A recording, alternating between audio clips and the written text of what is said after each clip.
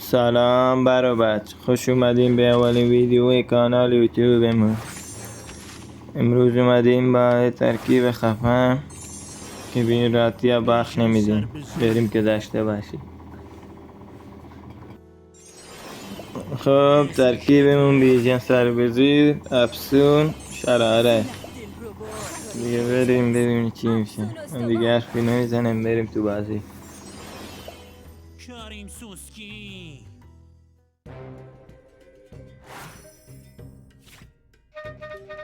خب دوستان، فقط فعلا از توانایی دوم افسون استوار استفاده کنید.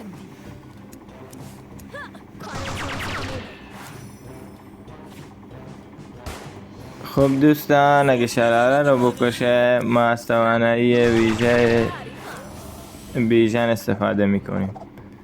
اگه بیژن رو بکشه از توانایی شراره استفاده میکنیم. همه رو بگی.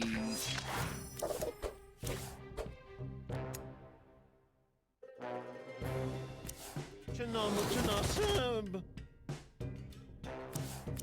خب دوستان، این حریفمون فعلا داره باخت میده.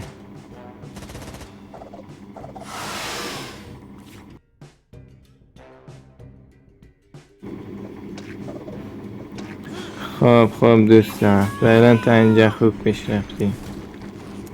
این کارش تمومه دوستان، اصلا جای نگرانی نیست. این باید از توانایی ویژه زینه دلربا استفاده میکرد که نکرد. دیگه اشتباه خیلی بزرگی کرد.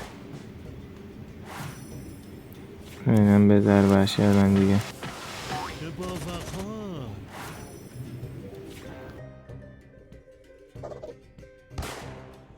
خب دوستان، اینم از ویدیو امروزمون. کوتاه ولی یه ترکیب خفن بهتون معرفی کردم.